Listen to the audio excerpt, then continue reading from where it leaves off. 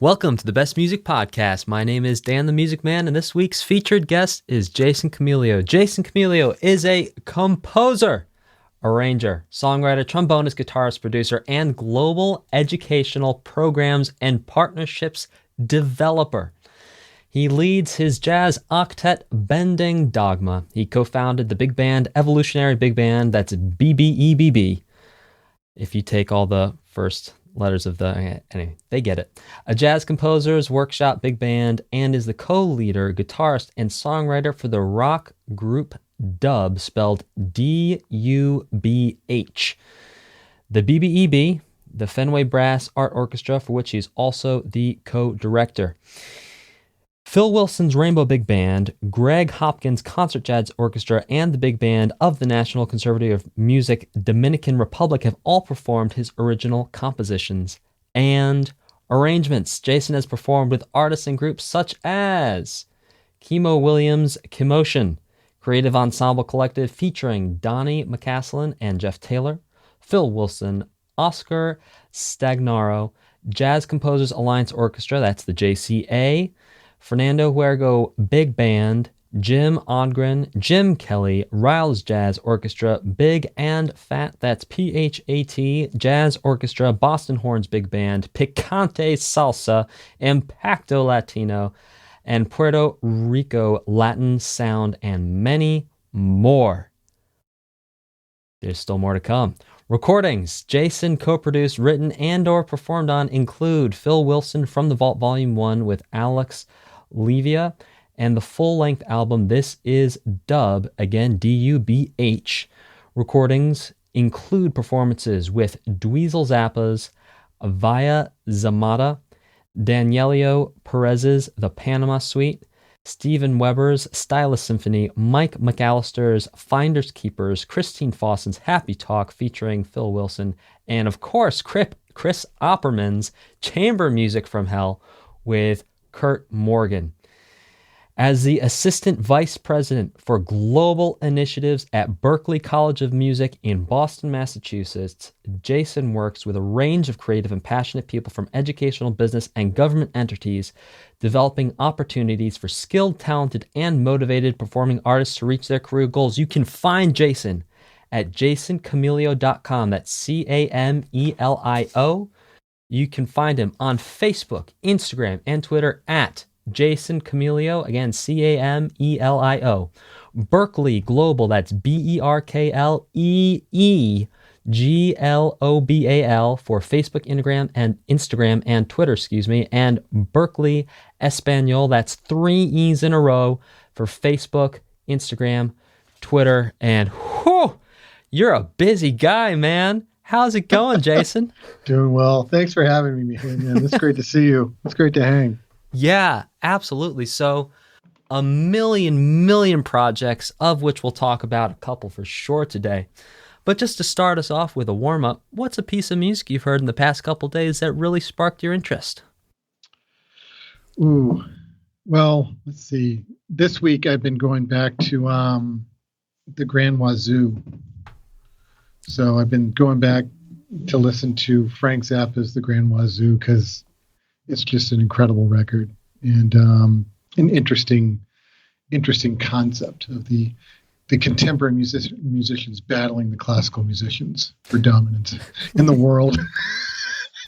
So just listen to the whole record because it's just, a great tune off of that is "Eat That Question," which is a really hip title for a tune.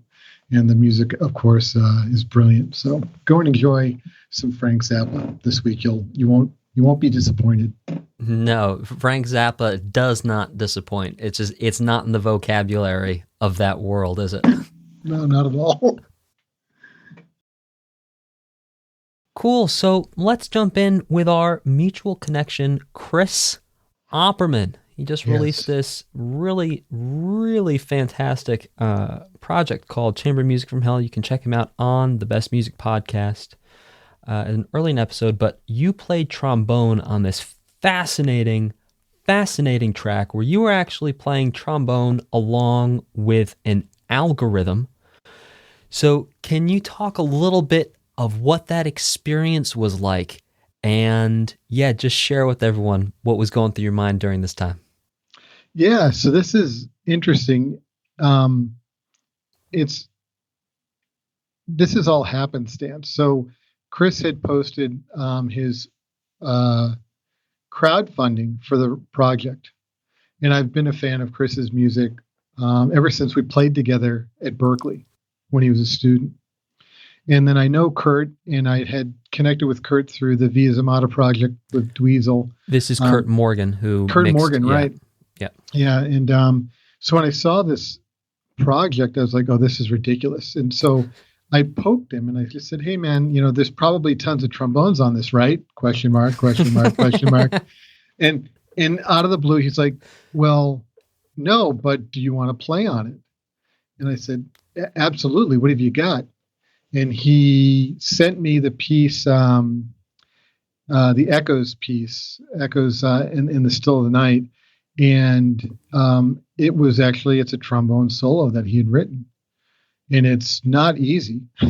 It's a really hard piece of music. And I looked at it for a few days after I got it. And I said, tell me what you're thinking. Can you describe to me what this is supposed to sound like? And I hadn't even played a note. I just stared at the music, trying to figure out how I was going to play it. And he said, you're a lonely trombonist playing your solo into outer space, searching for, life, existence of life, beyond this planet. It's like, okay, I guess I've got my motivation, my cue. Direction has been given. And so I said, listen, I just acquired something that might be really interesting. My dear friend, mentor, teacher, Hal Crook, had given me his traumatizer. So the traumatizer is sitting next to me. It's a small refrigerator of effects processors that he played through. So he's, in the world of trombone, at the pinnacle of what you would ever hear in your life of what a trombone player can do on the instrument. And then he started to use electronics, and he gifted me this equipment. And I said, Chris, what if I were to play Echoes through the traumatizer? And Kurt freaked out because Kurt grew up in Rhode Island, and, Hal was from Rhode Island. And so this whole convergence of, Kurt's like, yes, you've got to do that. Please play through the traumatizer. And so that's how I did that. But then the algorithm piece, where the story is going here, comes as, hey, also, would you like to play on this piece? And this is the cribbage variations. And this wasn't meant for, I think, people to play. And so he says, yeah, because you'll be the only acoustic instrument on this playing with the robots. And for those of you that aren't familiar with the project, you should go read Chris's, I think it's a 30-something page story book that comes with the album that talks about the concept. But in this post-apocalyptic world, the robots are roaming the earth, the AI are roaming the earth, and they're playing their sad songs or their angry songs or whatever they're doing. And so he sent me this. I had no idea it was an algorithm. I just looked at the music and I was like, okay, I've got to play this, and there's no way I can punch on this in order for it to sound right. And can you break down what you mean by punch, please?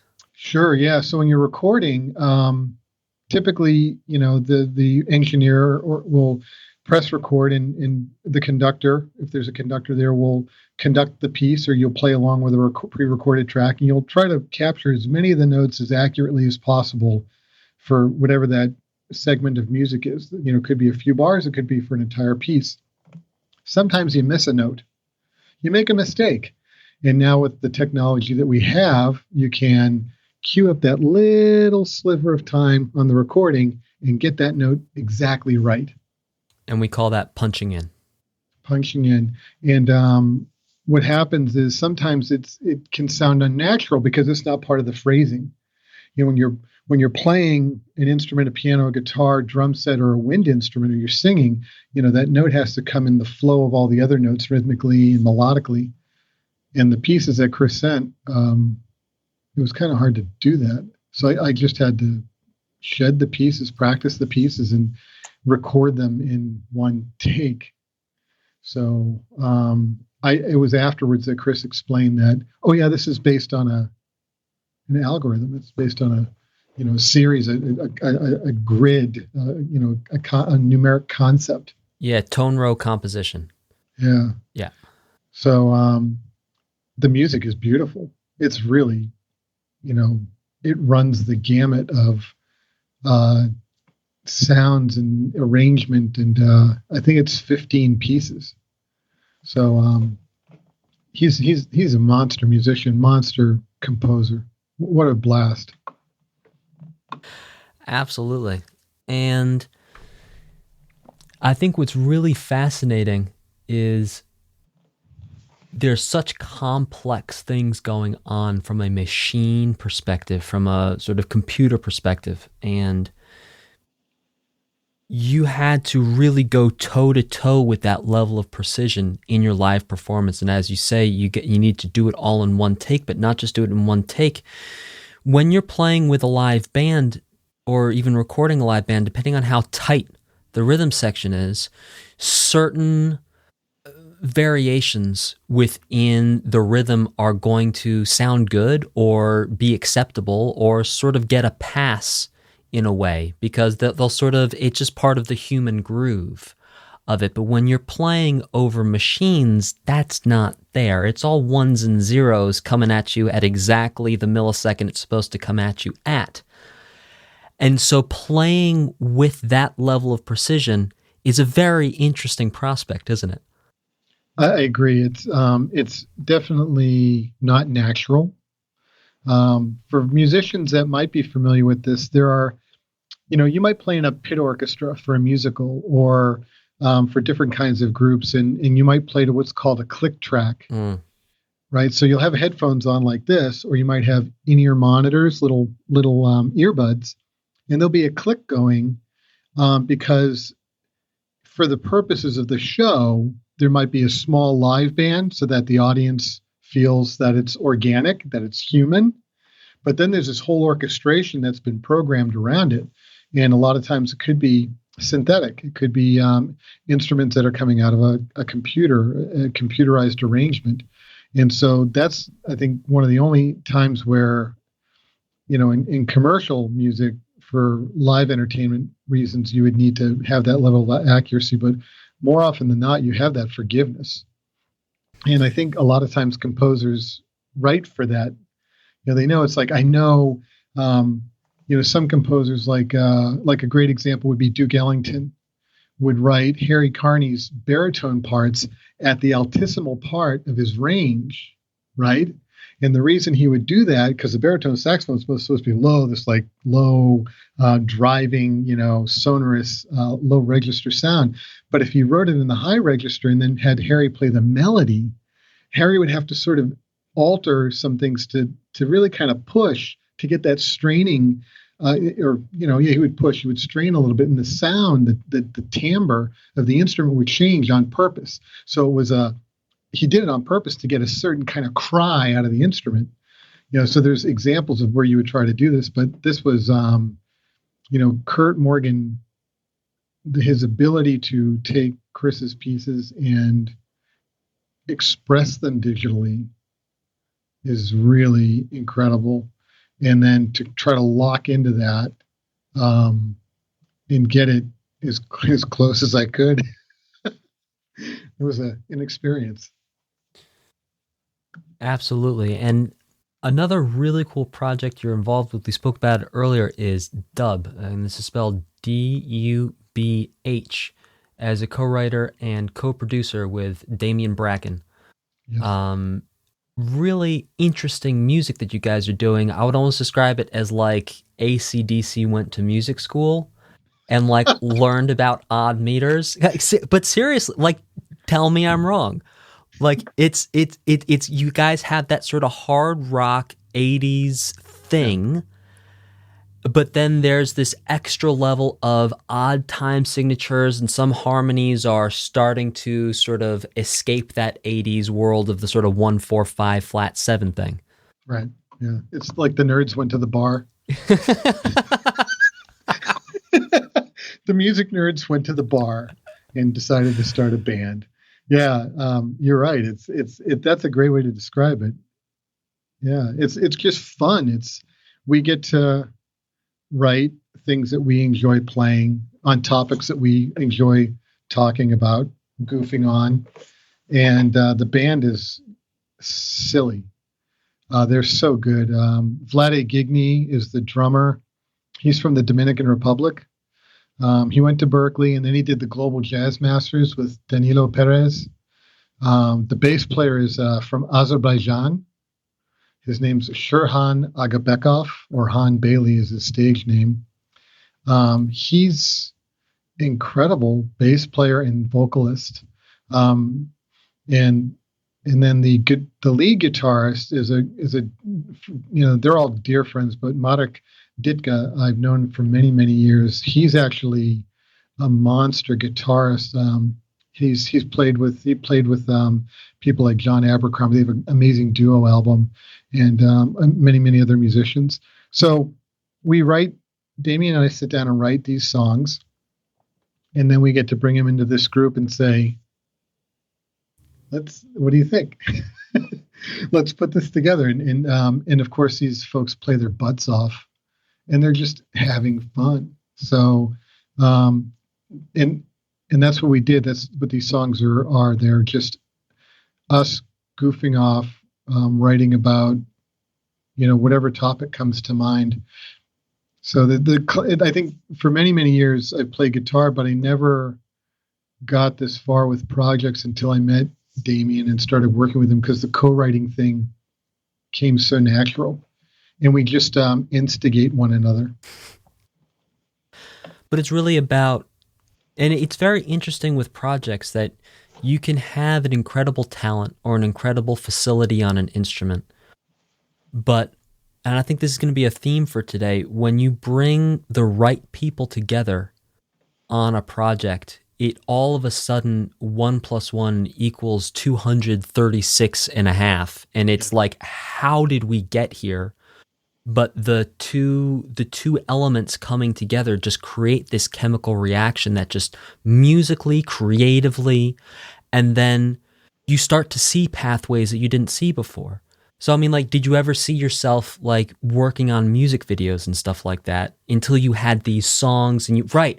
So this whole idea of finding those partnerships where you can create something far larger than the individual elements. Can you talk a little bit about your experience with that?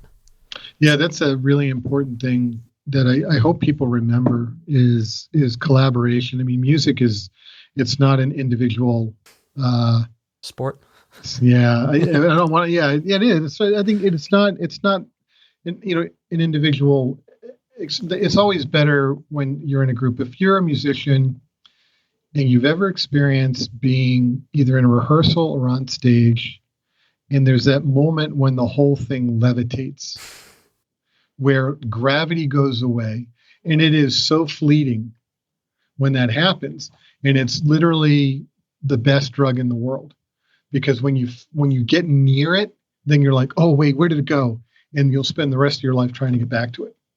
And all of that comes down to the relationships that you make personally, and then how those turn into the experiences on stage, because that personal bond that you make with somebody translates into the musical trust that happens when you're on stage, because it's just kind of like, I totally trust that whatever you're going to do, you're not going to leave me hanging, and I'm not going to leave you hanging.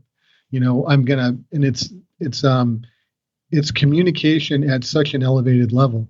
And that's where this came from with the rock band. We just got into a room, and it was our way to decompress, because it was, we do this for us. And then through this, we have an audience that we go to. And then now, because we're not able to play in person due to the pandemic that's going on right now, we're like, all right, well, how are we going to share this? So we all bought green screens. And we just set up cameras and started we became, little film producers and, came up with a storyboard and then shot the video and worked with our dear friend, Augustina Covian. And we gave her all the video assets and said, go and play. We trust you. Go and put it together the way you envision it. And that's what's been such a joy about that. But anytime you can play music, whether it is in a rehearsal or on stage or in a recording studio, go for that. Just, go throw caution to the wind and just go to the edge if you can. The chances of you doing damage are minimal, and you're risking nothing. You're just going to see what happens. Have fun. I think an interesting point that you make is the personal connection and the personal relationship. And when we think about studying music, we think about studying notes and chords, scales, rhythms, analysis, all these elements, technical facility on an individual instrument, whatever it is. But something we don't often talk about is the social importance of how you carry yourself in conversation outside of the musical conversation, and how you need to be a good person. And then that being a good person, sharing other people's projects, championing other people, championing, whatever. You understand what I'm saying. Cheering on other people. And that creates this vortex of positivity that only then breeds more positivity in all quarters for all people. And it's really important to recognize this sort of pop culture idea of the musician being this, sort of manic and then sometimes depressive recluse who is always throwing fits and smashing bottles. It's like that might work for about 50 people who are insulated within their own world where they can operate like that. But for everyone else, being a decent human really leads to a lot more opportunities on a musical level, and then also creates a musical community around you in a way that it is self-supporting, and it's just this self-perpetuating cycle of positivity. Yeah, I think it's really interesting. We are unique as musicians. You could be a dancer as well in this. Mm-hmm. I think it's about the creative arts, expressive arts. Is a place that it's actually a responsibility we all have to carry. I think any of us that look to our favorite teachers, mentors, we'll see that in them. We'll see, where how they put responsibility on you to achieve certain things, but then also they're really watching you for that moment when you're ready. And then they're going to help open the door. And they're going to point you in the direction. They're not going to do the work for you. They're going to point you in that direction and give you the chance. And then that just becomes part of your character. And hopefully you'll always be doing that with your colleagues and friends. This is not something that comes in a box. You can't go to Target and get this off the shelf or order it from Amazon. It's a lifelong experience. It's a way of life that it's a balance between, protecting yourself and giving enough so that you can make a living out of it, and at the same time carry your colleagues with you, and they can carry you. Nobody, what were we looking at? I was talking to my dad about this country artist that he really loves. And he's like, yeah, check out this tune. I really love the lead guitarist on this. And so I was going online to try and find, on this one track, who the lead guitarist was. And just on this one track, there were about 50 people. So there's the band, and then there's the all the other people around that project to help make it a success. And it really takes a lot of people to do these things and bring them to that special level that we all enjoy. So all of that is relationships, all of that is camaraderie, and being open and supportive. Absolutely. And I think to take that example, like to magnify it, let's imagine a pop singer who is the front person. It's their name. You don't know the name of anyone in the band. They're not on the they're not on the marquee. It's just whoever the one word pop act is. They are the focus of everything. Mm-hmm. Now, let's say they don't write their songs. Right. So let's say they have a song. They had maybe 4 or 5 people work on writing the song. They had maybe one producer produce the track, and then maybe a second producer came in to, do little things with the drums or whatever. Already we're up to 8 people, only one of which is getting name recognition. Now, we need someone to mix it and master it. That's 10 people, only one of which is getting name recognition. Now, the artist is going to take that song and go on tour. We need a manager, a tour manager, an agent. On top of that, we lawyers. We need lawyers. We need roadies. We need people at the venue.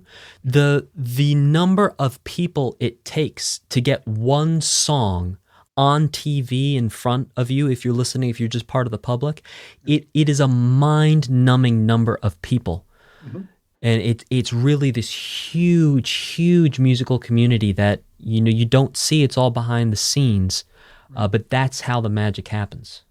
Yeah, this is where the fun happens, because you don't have to just exist as one thing in your career. You can benefit from being many things in your career. You can be a writer, a performer. You can know about technology. You can understand social media. You can understand licensing and contracting, or just networking, or how to run a street team.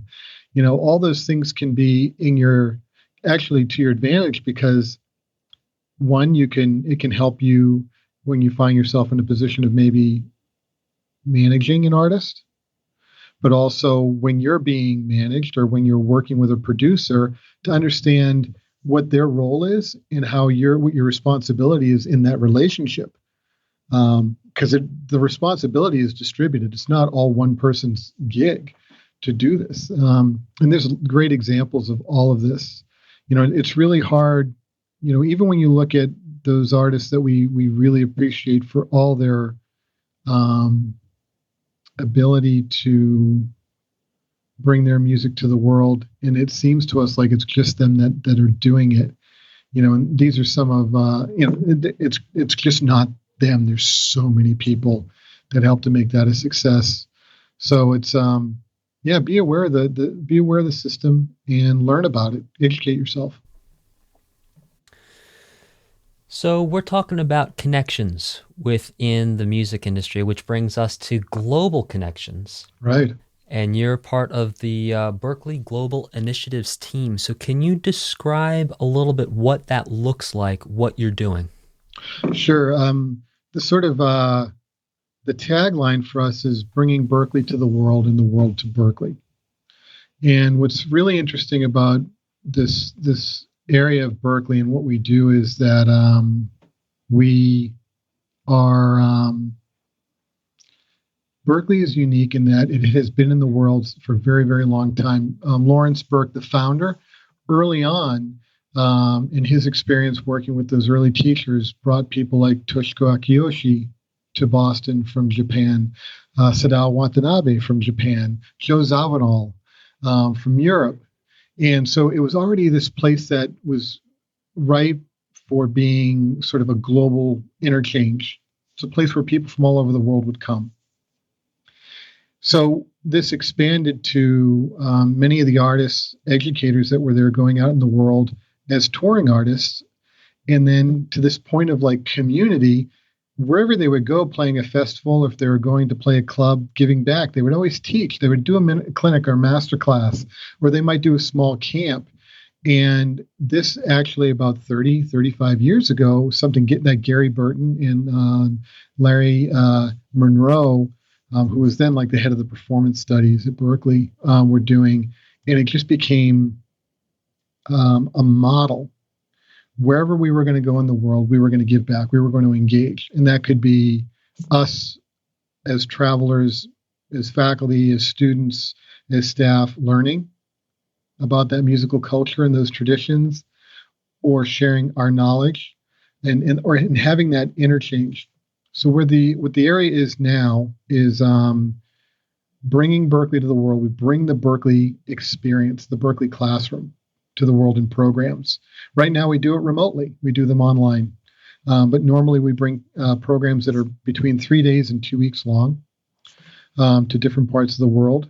We do all kinds of concerts, master classes, and clinics when we're visiting our different educational partners or industry partners. And the goal is to, for me, the motivation, the philosophy is I just want to see people move forward in their musical life. That's it. Go and be creative. Wherever you end up, if this opportunity, when you came into the room to hang out with us, like we're talking about music here, but we don't talk music. We get in the room, we just start playing. Let's just play some music. Because in that experience, you're going to walk away having learned something, whether it's a fundamental instrumental musical technique, vocal technique, compositional thing, music production thing, or it's going to be something more than that. And we try to bring that out, and then we try to bring those people to our campuses. So in Boston, now our new campus in New York, the campus in Valencia, Spain. And the goal is to influence what we do and to influence the community by exposing them to different artists. So it could be a partnership we do with the Jazz at Lincoln Center to bring in some musicians from the South African jazz scene to the campus. And they can talk about not only the musical traditions, but they can talk about apartheid. And then at some point, there might be people from the Berklee community that will go to South Africa and do that. We can do that in Puerto Rico. We can do that in Russia. We can do it in Thailand. And we go and do this year round. We operate normally in about, in a good year, we might be in around 40 countries. We're doing clinics, master classes, auditions, interviews. We're just trying to, keep the energy going, keep people moving, keep people learning. And as an extra benefit to that, it's engaging in those communities, understanding what those communities are doing, how they can help influence us, but also how we can, give them a little information, give them something that can, open up a new opportunity for a teacher or a student, get their families to understand that the music industry, just as we were talking about, is more than just that artist that's up on stage, that it is this system and there's a whole economy built around it. And for lots of places in the world, that's a new thing. The idea that the music is actually an industry that can be creative and profitable. And you have to have skills not only as an artist, but as a business person, as a technologist. All these things are critical. I mean, it is STEAM at its finest when it's done well. And I think this is, where Global Initiatives gets to look across the organization, from Berklee, the Boston Conservatory of Berklee, our different campuses, our alumni, and just make things happen. We're just really trying to we're opportunists, trying to connect in and see where we might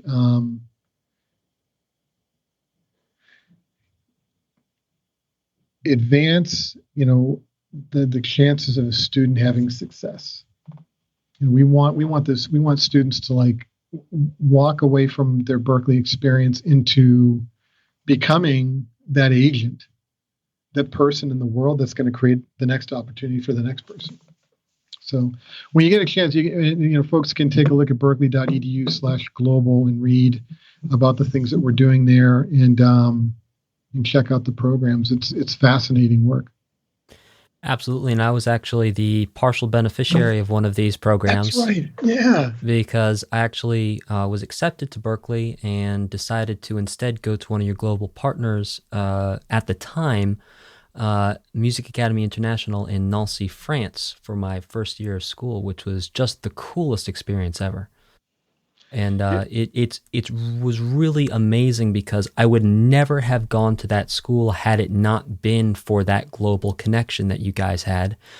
And I cannot tell you the doors that year has opened for me. I mean, literally, like, I do not have the words. I could sit here and list for you gig after opportunity that I was able to participate in because of the rigor and intensity and quality of what was being taught. And it was really, really an incredible experience. Yeah, this is interesting. When I started going to school, most universities and colleges have a music education model, and that's really beneficial because it's sort of preparing you to be an educator, to be a teacher, to have you keep the music going in that fashion. The music industry, the technology, music therapy, these other things are not, they're now much more prevalent. Places like Music Academy International and the other global partners are unique in their countries. Because, in France, you have the Sorbonne, the Paris Conservatoire. You've got these incredible globally recognized institutes that are for a small population. They don't have a lot of seats in their program. They do have amazing training programs, and there's sort of this arc, this course that you can go in preparing for these programs. And we know when we read back about Claude Debussy and all these folks that went to these programs, a long time ago. There's a history there. But Music Academy International was set up by people that are working in the industry now, preparing people for the industry now. And it's open. It's like we welcome all comers that are ready for this experience, and it's up to you. We're going to, yeah. 100%. It was 100%. It is what you make of it. No one's going to make you come to class. Right. You're not given a grade where you can fail out of a class, but the teachers are going to be there from 8 a.m. to sometimes 9 p.m. Monday through Friday. And there was so many elective ensembles you could take that would teach you different things. And like Friday mornings, like honestly, no one would show up. There would be like 4 of us there. And we'd have one of the teachers come and be like, all right, guys, we're going to play this Led Zeppelin riff, but we're going to do it in 7/8 and 6/8. And that's going to be today's lesson. And it's just, they would just torture your musicality to a place where you would be in a real life rehearsal and someone would say, all right, guys, we actually need to change the feeling this or change this. And you can do it. One of the most amazing ensembles was run by dear Professor Richard Paul Morellini, Monsieur Morellini. He would run this ensemble where it would literally be like you were showing up for a musical, and they say, okay, we're not going to play measures, whatever for whatever. We're also not going to play the first 2 beats of this measure. We're also going to stick a repeat sign over this measure. By the way, we're not playing the coda. We're actually going to play the coda as an intro. And you've been practicing the song a completely different way the whole week. And then you get in there and he changes it up on you, which is real life. Totally. That is how working in ensembles, especially in the musical world, works. Right. Like when you're working for musical theater, you'll come in, you'll have the book, you might be ready, you might already be able to play all the stuff, and they're like, all right, listen, by the way, we're changing the key of this one, we're going to sight transpose this up half step, they say circle a note, which means don't play it for this note, that note. But these types of ensembles, and people would drop out in the first couple of weeks. I mean, easily a third of the people were gone because it was like, there was also a strictness that came with it too, where if you did a bad job, he would actually have you play last. So if you did good the week before, you would play first. And if you did bad the week before, you would play last. So he was creating this sort of social hierarchy, which also directly imitated in the real world the social hierarchy of who gets called first for a gig. So it was just such an incredible learning experience. I took every single one of the ones that I could take of his, which was, we did one with pop songs, we did one with a piano bar style thing, and we did one where it was like we would take jazz standards but throw on distortion pedals.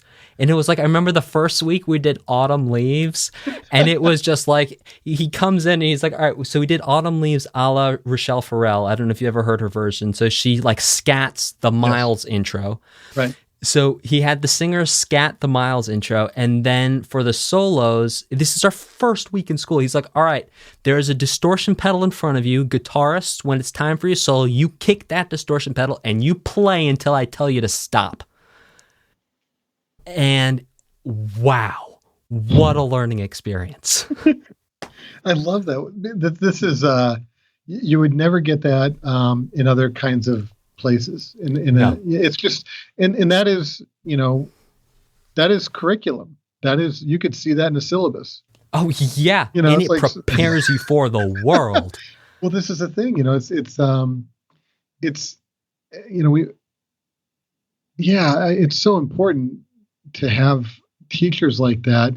And you might think that they're completely out of their minds, but they're not.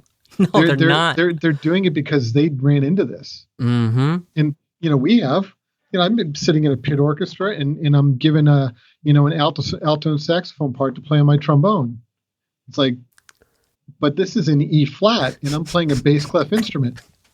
All right, here we go. I know. It's like, I know.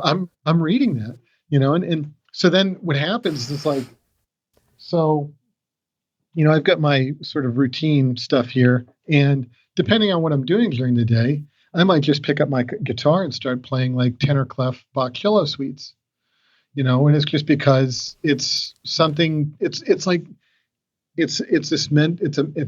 great exercise. It's just like keep everything working all the time, play, read a bass clef part on a trumpet or whatever. It's you're going to just do it.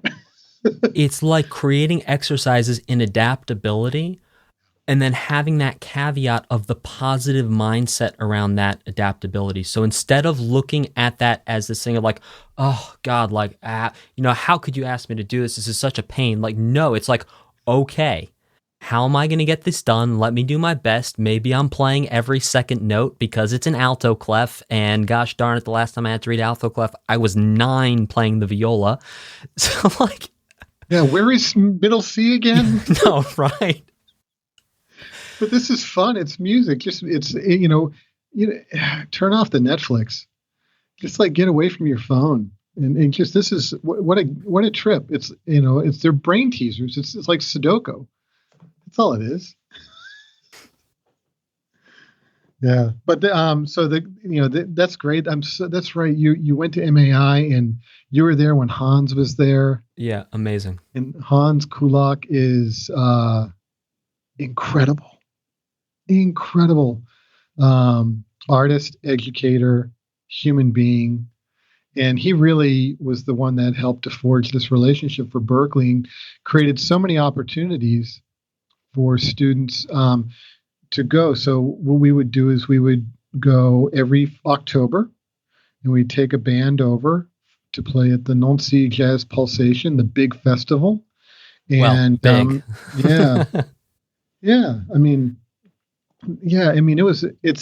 They brought in such world-renowned artists. Yeah, Marcus Miller, Selasu.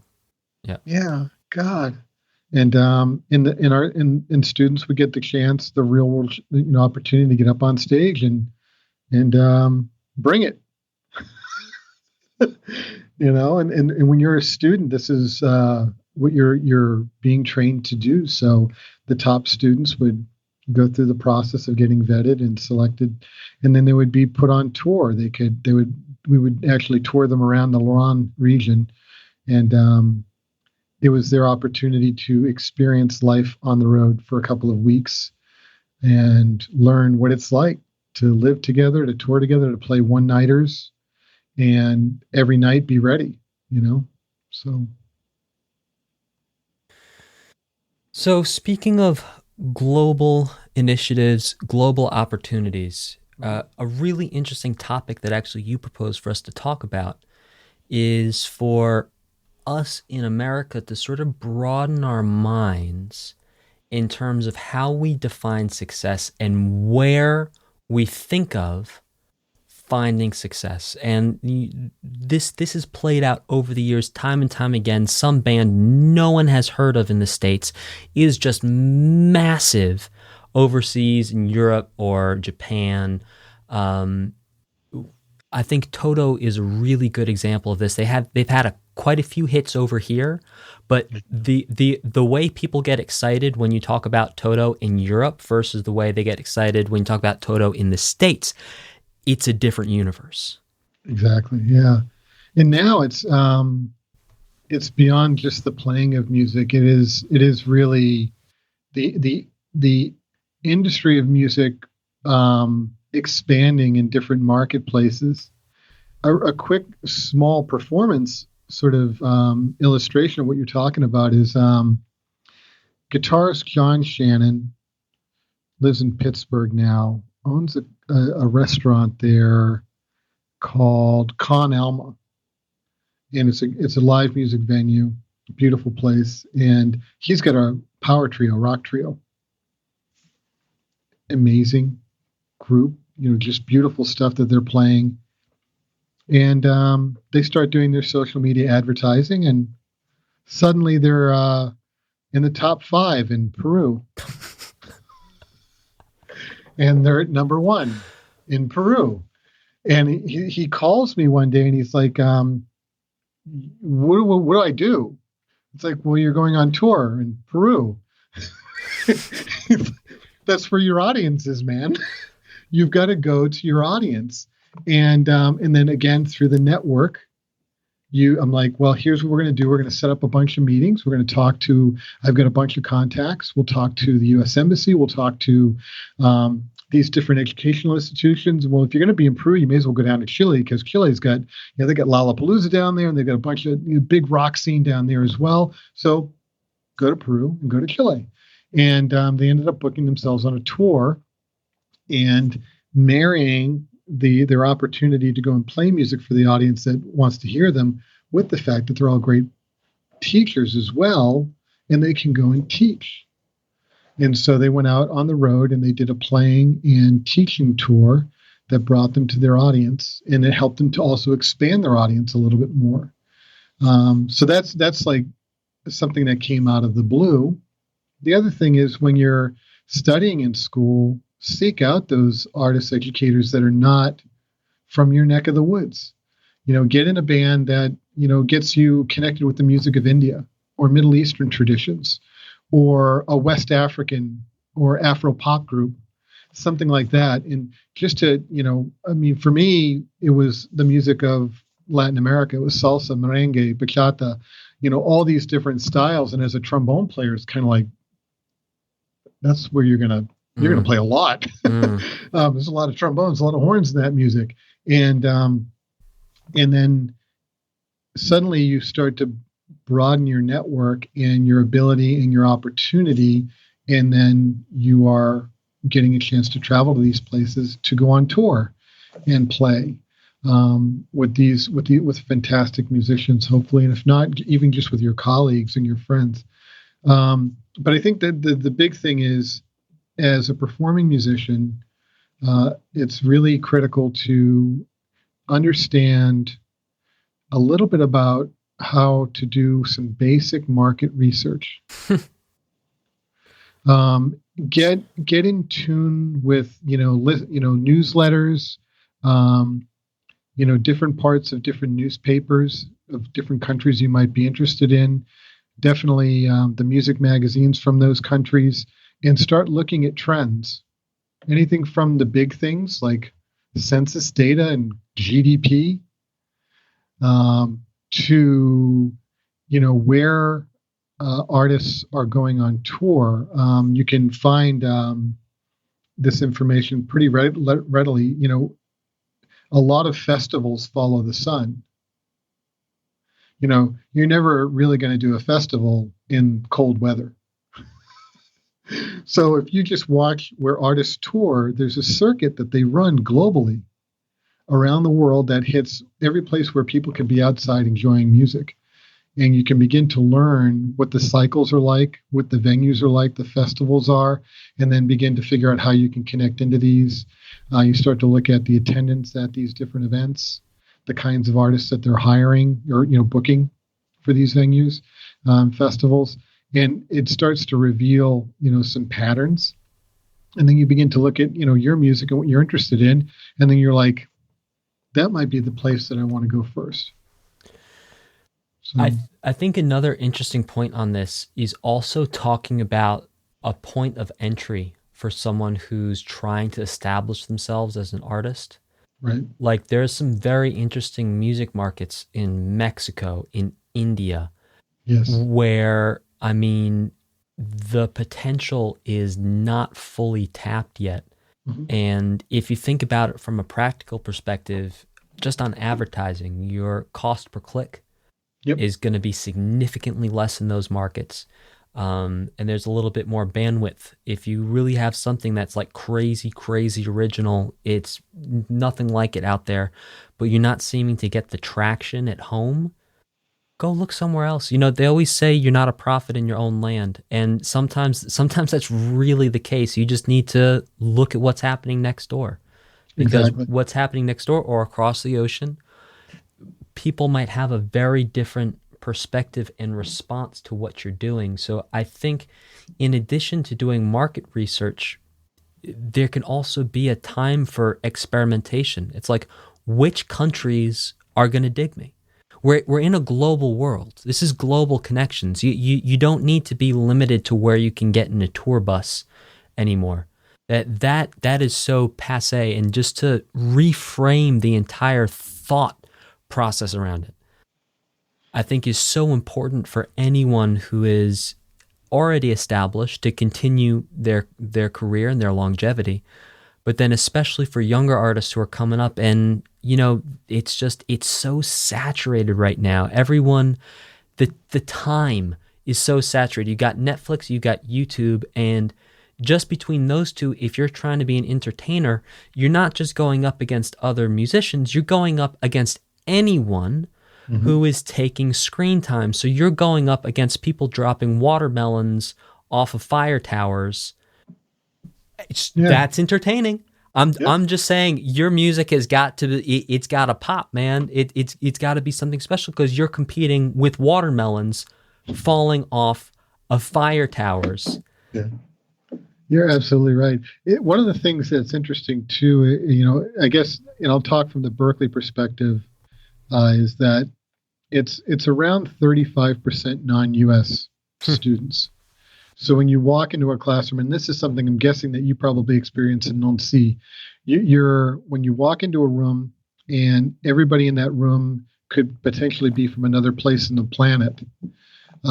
That's I'm the only U.S. citizen in my rock band. Technically, Damien is now, but he's Irish. So Ireland, Poland, Azerbaijan, and the Dominican Republic. I would never put together a band like that. I would have no idea of how to do that. But put yourself in environments, if you can, where there are people from other parts of the world, because they will know how to initiate that point of entry for another market as well on a terrestrial level to actually get there. And be able to get on tour. And even if a lot of times students at Berklee will come to our office and they'll say, I really want to go on tour for the whole month of July in Europe. It's like, whoa, have you ever been on tour before? No, but I know we can do this. So we get them into let's see if we can pull off 1 week. And we coach them through the process of how to put this together. And then we say, if you can get 1 week going this year, then maybe next year you can get 10 days or 2 weeks. And then, over time, you begin to build up that audience, and then you can replicate it and move that to Mexico, move it to Colombia, move it to, Singapore, mainland China. And because you'll have built up your chops of how to do this.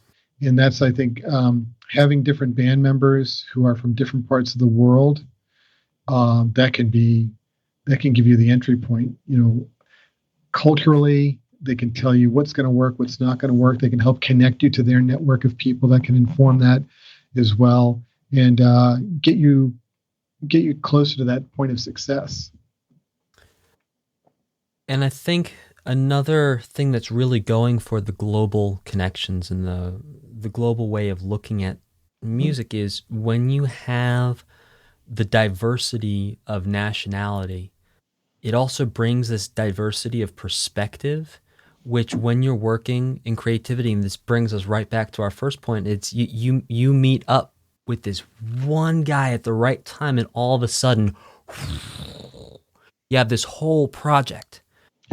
And part of that, well, I suppose part of that is going to be cultural diversity of thought and perspective coming together. We can't really quantify these things, but working with people who think differently than you and look at things differently than you can, not always, but can result in some very interesting creative results. Right. It's being open to those other approaches. The example I have for that is I studied writing with Phil Wilson at Berklee. He was my primary teacher, along with Greg Hopkins and Ted Pease. But Phil, and I remember bringing like an original jazz orchestra chart in for the Rainbow Band to play, and they played through the chart, and then Phil rearranged it right there, as you were talking about the whole musical theater thing, like don't play this part, flip that part around. With this band, took my piece of music and flipped it all around and rearranged it right there and made it better. And I had a fellow student, and he had done the similar thing with their piece of music, and the student was very upset about this, was like, no, I wrote it this way, it has to be this way. So that inflexibility of like, I did it this way and this has got to be the way it's going to be, versus being open and being like, I want to learn through this. So what you're going to show me, it could reveal some things that I would never think of. And it's just like, be open to it, just be kind of like cool with rolling with it. Again, nobody's going to get hurt. It's music. And this brings us back to the point you made of having that balance between giving and also being true to yourself. And I think that's a key when it comes to collaborations. It's like you need to know when to bend, say, okay, yeah, no, we can try it that way, cool. Or even just to say, let's try it and be open to the possibility. That's all you have to say. Let's try it and be open to the possibility that what's about to happen might be a better option than what you originally conceived of. Yeah. And then also having some times where you say, actually, guys, you know what? I really think this has got to be this way, and this is sort of like my little like trump card or whatever. Yeah. I'm putting it down. That's it. There's times for both, and I think there's socially more smooth ways of doing both. Like if you were going to throw a tantrum about it and like really make everyone feel bad that they're trying to change your thing, I don't think that's the way to go. But I think if you go through and maybe let everyone try all their ideas, if someone's inspired to have it, like empathy too. Imagine you're in that position and you hear something and you feel inspired. Put yourself in that person's shoes and like dig that feeling. Yeah. Yeah. That's all it is. It is music is one of those things where you will never stop learning. Every moment that you're playing music, if you're doing it well and doing it right, ideally you're going to be learning something and growing from the experience. And if you're doing it wrong, hopefully your ears going to be open enough that you're also going to be learning something. Or just being sort of like, what's the word? Mindful, self-reflective enough to be like, I didn't quite get that. Yeah. Next time I'm going to get that. I totally missed that. But hey, thank you for saying that. Right. Just having some humility. Yeah. Yeah. Wow. That's a trip. So, along with making global connections, you are now stepping into a really cool new world of trying to make near instantaneous global connections by setting up a situation where people can play music together almost with no latency in real time. And this, for anyone who's been trying to play music over Zoom or Skype and dealing with that solid delay there, you'll know that the only way you can make it happen is if one of you is just sort of closing your eyes and keeping the pulse and then ignoring what the other person's doing, and then the other person is playing with you. That's the only way to make it happen. But you've actually gone and found this tech that's 14 or 15 years old and are putting the pieces together to lay the groundwork, not even using Internet 2.0, which is the next thing coming down the pike on the tech level, which is 10 gigabyte internet, where you can play in real time with, I think, a 2 millisecond delay, if I'm not incorrect on those numbers. That's correct, yep. What you're doing is using our standard internet. You don't even need gigabit internet. And we can play in real time. So can you talk a little bit about the background and what this looks like, and then maybe we can talk about the applications? Yeah, this is really important right now. Not only due to the pandemic, but because of what the opportunity that it presents all of us going forward. Literally a year ago, for many of us, life just stopped. Like, I haven't been on an airplane in over a year now. It's just past the year mark of being able to travel. And normally you're on an airplane how many times a year? Every 2 weeks. Okay, that's a lot. Yeah, I mean, we're going, our team is on the road most of the year, visiting, different parts of the planet, visiting our partners, doing programs. That in-person experience is meaningful. So now we're in this screen time mode, and when it comes to playing music, it just doesn't work. It's all one directional. It's not collaborative.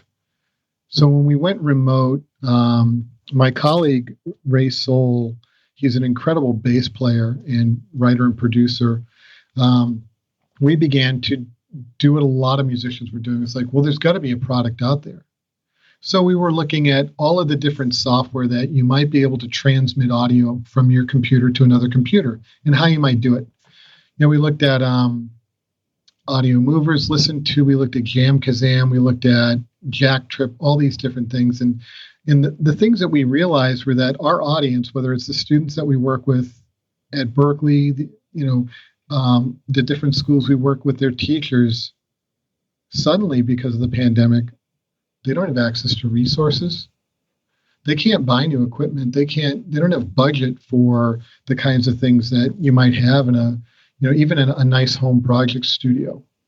So we needed to find the lowest threshold that would allow people to connect as easily as possible so that they could have that musical experience or something close to it. So there is software out there that's been out for over a decade. And the first thing we connected with was a piece of software created by Jesus da Silva. And Jesus is a piano player and a software a computer programming teacher in Sao Paulo, Brazil. He wrote a piece of software that's freeware. It's free. Should donate some money if you can, but it's freeware.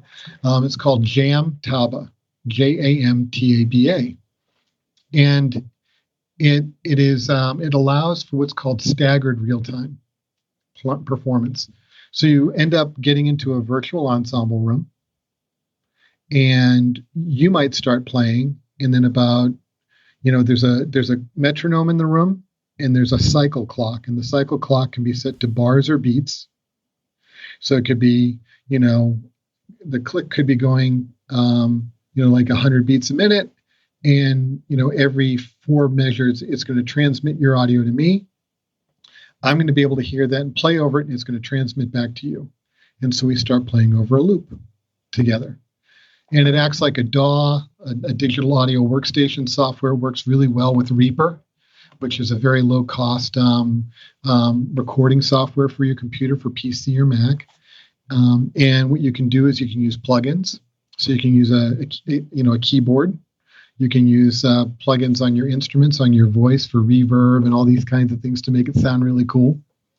And you can have, up to like 10, 15 people in a room playing, transmitting audio. And the more people you add, it's the processing speed gets cumbersome. So it might go from being 4 bars to being like 8 bars before you hear something. And we started playing in this with people all over the planet. We would have jam sessions where the drummer was in Paris, the piano player was in Singapore, the bass player was in California, and we could actually play, and we learned how to play tunes from start to finish in this system. Yeah, right, exactly. How do you do that?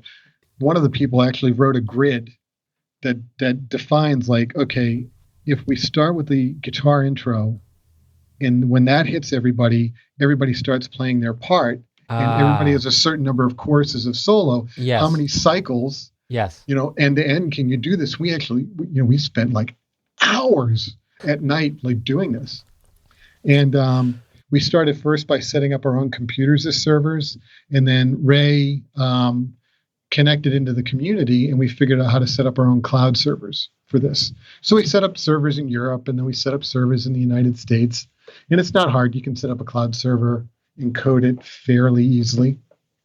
I mean, I play trombone. He taught me how to. But then we needed to go the next step. What we had done is we had a session with Danilo Perez, and he got in the room and played piano with us. And immediately, Danilo, his mind like latched into this, and he's like, "Oh my God, this is awesome." One of the pedagogical approaches to playing online, there's so many things that you can't do or you wouldn't naturally do if you were all sitting in a room. The first thing that's really interesting is, as a horn player, I'd have to play on a microphone. And if I were in a lesson or teaching a lesson, we would never practice that. We would just be playing in the room. We would never learn how to play on a microphone, which is a skill you need to have if you're going to be recording or playing live. Also, playing in headphones. Normally you're playing and you can, you're using your ears and you're picking up the entire ambiance of the room. Playing in headphones is a completely different skill. It requires a different level of listening. And then playing accurately for time, intonation, phrasing, all those different things suddenly became much more acute in this staggered real-time environment.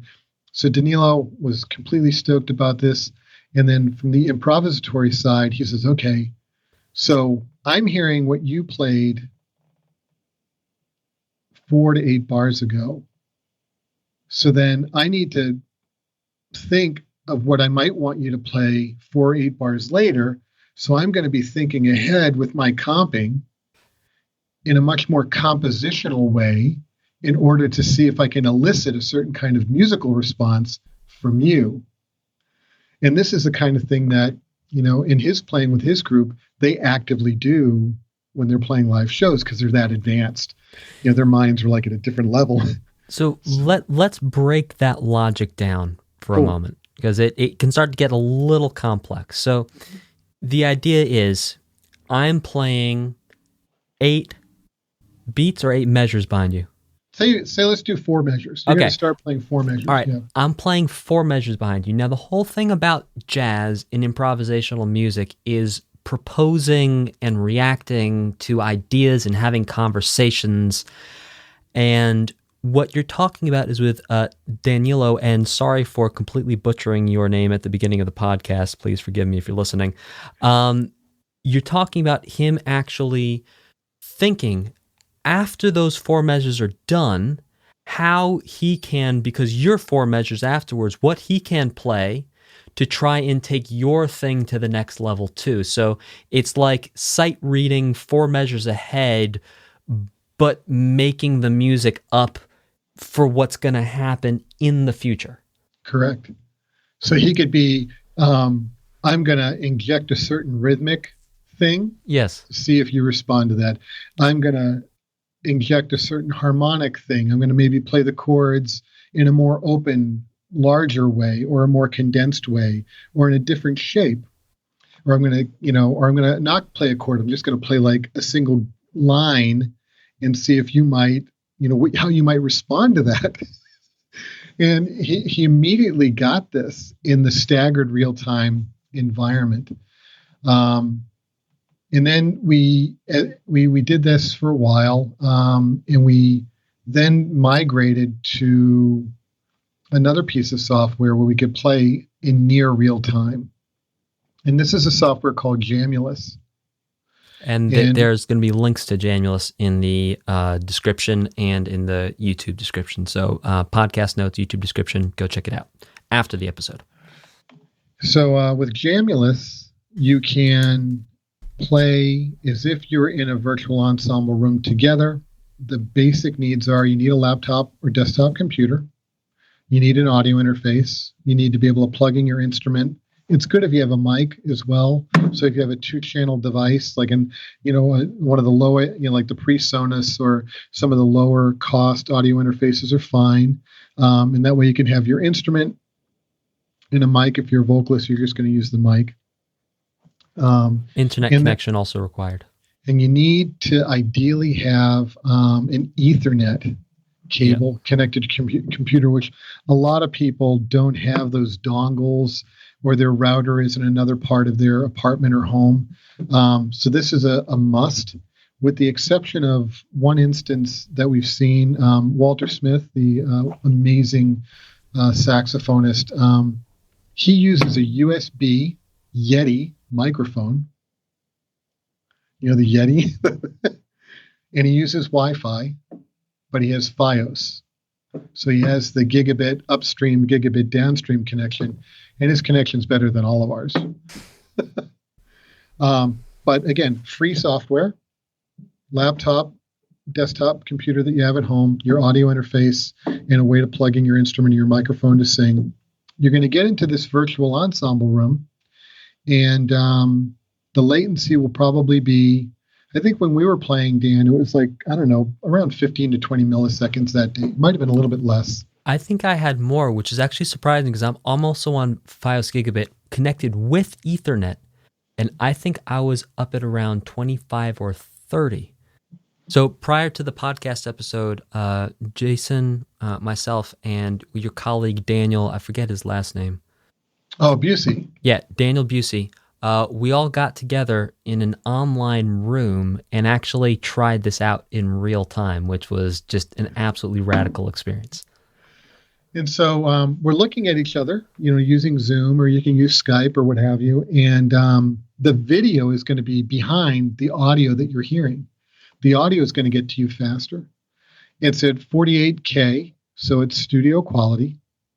You are able in both Jamulus and Jamtaba to do a multi-track recording of what's happening in the room, download it afterwards, and be able to edit it together in your favorite recording software. And there are a lot of public rooms that are available online. When you open the software, you'll see all the public rooms, and the software will populate. And you can read about it online. You can join a room and invite friends to that room. What we've done is we've gone a few steps further to create private rooms so that we can actually do private lessons, do a lab, do an ensemble, and then do the ultimate thing, which is after rehearsing in the room, take the video from Zoom and the audio from the software and run it out through a software called Open Broadcast System, OBS. OBS, yeah. And you can then live stream it on Facebook Live or on YouTube. So you can actually do a live stream broadcast with everybody being remote. And we did this at the Jazz Educator Network with Sean Jones playing trumpet and Rudy Royston playing drums, and a few other amazing people were playing with us. And we did a couple of live stream concerts, which are now possible. So for COVID, it's interesting. Post-pandemic, what this does is within a certain radius, whether it's globally or regionally, you now have the ability from your home to collaborate musically with people. You can co-write, you can rehearse, you can teach, and you can do it in a way that allows you a different paradigm to expose each other to the nuances of connection of what you can do with your instrument or with your voice. And it opens up a whole new space for creativity.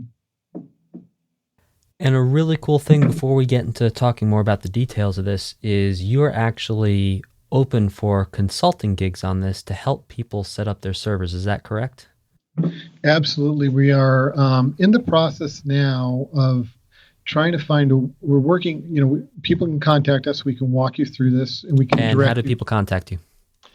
Info@jasoncamelio.com. So INFO at my name, jasoncamelio.com. And we'll be able to, Ray, Sol, and I can connect with, you and talk about what your needs are. We're working with a couple of different entities right now to see how we can get this to a larger community. There's a great Jamulus community on Facebook that you should join. They're very active. They do jam sessions every weekend all over the planet. So you can go and sit in on a jam session or just listen. And they're really great about helping you figure out your system and your setup. What Ray and I are doing is we're getting to beyond the tech into the actual creative and educational engagement, and how you can use this to advance your learning and your creativity. So for any music teachers out there or educational institutes who happen to be listening to this and want to implement real-time audio learning, near real-time audio learning for their students, they should definitely get in touch with you at info@jasoncamelio.com. That's CAMELIO for the last name, .com. Super cool. So the applications for this are crazy. And just the other day when we were playing, I started to go off on tangents of it's mind-numbing. I could just sit and meditate on this for 7 days and just come up with a million ways to use it. It's so cool. But one of the really cool applications that I think was mentioned was you could actually, if someone had a solid internet connection, you could have them record a session and you could hear in real time them recording the session, and you could download it. And then let's say they were running at a 5 millisecond delay. You could then take that recording, move it backwards by 5 milliseconds, and then it would be exactly lined up for where they played it. And so it's a really neat way of conceiving of music in a digital age. And every time I start to think about it, my mind just starts spinning because it's so cool. When you did this, because there's another piece of software that you were using. Oh, yes. Loopback. Yes. And there's a great educational discount for Loopback. So if you get online and you want to download this, it's like a routing software for all of your musical applications on your machine. And so check out Loopback. And what you did was we were this would be a lot easier because you and Daniel and I were all playing guitar that day.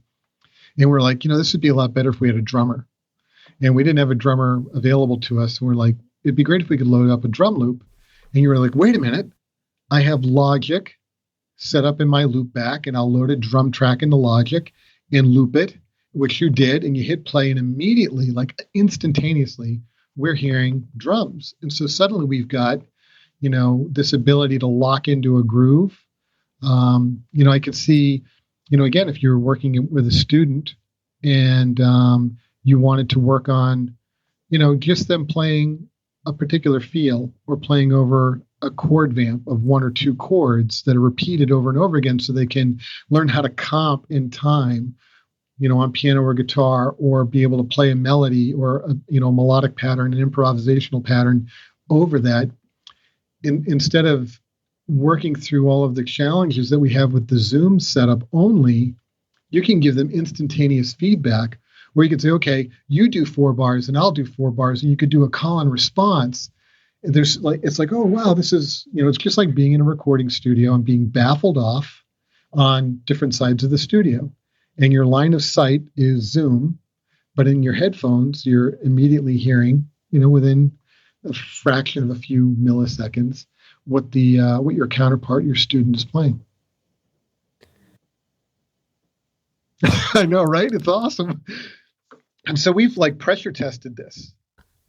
We played with a colleague of ours, Cindy Scott, down in New Orleans. So we were playing, her partner plays guitar, Brian. So Ray's at home playing bass. Brian's playing guitar comping. I'm playing trombone, and Cindy's an incredible vocalist. And we're just playing standards. We're just calling standards and doing standards together. And they're in New Orleans from Boston. That's like 1,300 miles. From the point of the server, the radius is 500 miles from the point of the server. And so we're out beyond that. We're all beyond that. So, okay, So hold on one second there, Jason. Let's unpack the distance limitation for people so they understand that. Yeah, that's a great thing. So with Jamulus, when you're trying to play in near real time with this, the computer that is hosting the server software or the virtual ensemble room, the people that are connecting to that room for the optimal experience should not be more than 500 miles from that point of that computer. So we set up computers, instances, or cloud servers in New York, in Northern Virginia, Atlanta, San Francisco, Chicago. So within 500 miles of that point, anybody that connects should be able to play if they have the Ethernet connection at home and they've turned off all their other applications and they're just running Jamulus and Zoom within, with a less than 20 millisecond ping time, which is the time that the audio goes from them to the server. And what that does is it makes it feel like if you're on a good size stage in a theater, that each musician is on opposite sides of the stage, and it's the distance that the sound travels from one side of the stage to the other. That's what it's going to sound like. So it's going to be a little tiny little gap, but it won't be enough to throw you off rhythmically. What we've done is try to play with people outside of that radius, over 500 miles from the server. And when you play with musicians who have really strong experience with rhythm, they can compensate. So they can do what you're talking about with the music software. They can nudge themselves 5 milliseconds forward or back. Right. So, and that's where, but again, the live response is there. It's just, it's an interesting experience. So you can definitely give that a try. So the point is you were 1,300 miles apart. So this is well outside the normal 300 mile, 500 miles, excuse me. Did you say? Yeah, 500 mile diameter that you need to be inside. Yeah. You're well outside of that on both ends. Correct. So how do you make it happen? What happens is we do what's called a clap test. So if you and I were to clap right now, I'm clapping and I'm looking myself in the video, and my hand is it's so weird behind. But in Jamulus, we did this, and you can hear, it sounds like a flam. It sounds like two drumsticks hitting the snare drum, but not at quite the same time. Instead of that, it sounds brat, badat, badat, and you start to hear the distance between those two hits. And when you hear that, you're like, okay, there's a little bit of a gap there. Let's start off with one instrument, usually a bass or a guitar comping or a drum set, and then we'll start to layer on the other instruments until everybody gets comfortable. So bass player, why don't you play a little bit of an intro, maybe the last 8 bars, or a guitar player or piano player. And then at the top of the form, we'll just have the melody instrument come in. And then as we get further into the tune, if it's a jazz standard, like the bridge, for example, we'll add another instrument. We'll add another instrument until everybody starts to lock in and adjust where they are based on their location physically, then to what's happening in their headphones. And when you do that, it eases you in, and it allows your brain to calibrate to that experience, and it works. So the solution for playing outside of the 500-mile server radius is working with people who are experienced enough rhythmically, as you say, to be able to feel out that difference and to either, well, in most cases, it's going to be pushing because of the delay, to push forward a little bit on that rhythm to bring themselves into line with the global pulse of what's going on. Yeah. And then, we've been playing with the incredible renowned drummer Kenwood Denard. And, the way Kenwood expresses it is just simplify. Simplify what you're playing, which we all struggle to do a lot of times musically anyway. And until you get that variation of the groove happening, the pocket happening, and then once you have that happening, then you can begin to stretch a little bit and express yourself a little bit more, and see how that all works out. So yeah, I strongly encourage people who are at home that are struggling for a way to connect. Take a look at these two different softwares. They're it will be frustrating because it will not seem normal, but if you can overcome that frustration and just go with it.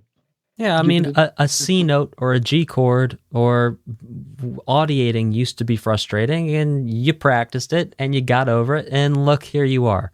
Exactly. Yeah. And I think as we come out of the pandemic, what we hope to see is people that had not had the opportunity to connect or didn't think that they had the ability to collaborate will do this. This is, for us, this would be the win. The win would be, I really want to, do songwriting with my colleagues in New York City, but I can't get on a bus every week and travel down there. They can't be up here, but we can get online on a Thursday night from 10 to 1 in the morning, and we can just co-write. Yeah, I mean, personally, that was the first time I've jammed in over a year. Oh my God. Wow. I've not been out of the house. I've not had anyone to play with. That's the first time I have played music with another human being besides a student in over a year now. All right. Well, we'll have to get you in on more of these sessions because we're playing I love it. a few times a week. And we're trying to get up to like a full rhythm section and horn band doing different genres of music, anything from like an Art Blakey 3-horn thing up to like a Tower Power thing, just to see, like, can we do it? Does it work? What are the options? Like, let's hit all the bumps. Let's like beat each other up trying to figure this out, because ultimately then we can teach people how to do this and overcome this. And it's just what we do. We just are constantly trying to learn. So there are a lot of other things. There are a lot of other nuances that, Ray and I are happy to show people about how to optimize the way your machine functions, how to, get the best sound with the equipment that you're working with, setting up a nice mix so you can hear yourself really well in the other musicians. And all of those things are actually things that, again, musicians that are studying their instrument normally don't do, because when they go to the studio, there's somebody else that does that for them. But it is a skill that now you can learn and build and then apply. And again, you guys are available for consulting. info@jasoncamelio.com. We plugged it 3 times. The rule of 3 has been fulfilled. It's in the brain, and it's never going away. Cool. Oh, and thank you so much for the invite. I definitely would love to come jam. We will do this. So let's talk a little bit about what goes on behind the scenes to help you do all the projects you're doing, be the incredibly productive and effective professional and musician that you are. And then also how in normal times you're on a plane every 2 weeks, and then how all of this plays into that. So in a typical work week, or let's say typical work month, because so let's say you're going to be on a plane 2 times in that work month. I assume you're changing time zones because you're getting on a plane. You're not just going to Florida or Montreal. You are flying horizontally, not just vertically. Right. What do you do to try and mitigate jet lag, and what steps do you try to take to maintain a sleep schedule throughout your regular work life? Yeah, it's sometimes it's just not possible. Sometimes when you're traveling, you're gonna not be able to get into a rhythm. But some of the things that I've learned from for myself and just from working with people that travel a lot, it's your diet. You have to eat well, lots of water, and then just learning how to mentally just get yourself into a space where you can turn off.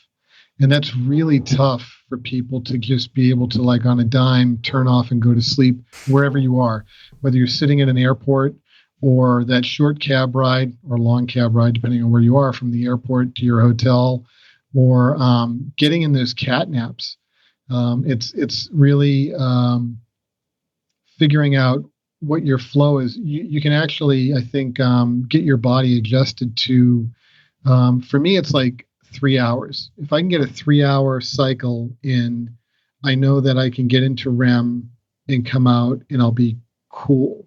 Well, you should come in and out of REM 2 times in 3 hours, because a REM cycle lasts for 90 minutes. Is it 90 minutes? Yeah, Wow. 90 minutes. Yeah. So then the 3 hour, then that's pretty good. Yeah. For me. And that's what and then it's just, I didn't do this for a long time, but stretching and some exercise has actually been really, really helpful as well. Because, you're sitting on airplanes and it's not comfortable. It's kind of tough. And then you're not in your normal space. So every place you go, you're adjusting to a new space. And so it does get bumpy, but some of those things that we all read about actually are effective. But I'll tell you, like diet, watching what you eat, watching what you drink, can actually really make you feel a lot better. So on an airplane, will you eat that cheese sandwich with butter that they're going to try and serve you before landing? Or are you going to say, no, thank you, I'm going to go do some Whole Foods, like at the hotel? And when I say Whole Foods, I don't mean the shop Whole Foods. I mean eating real food. Years and years ago, I learned to take my own food with me. Oh, nice.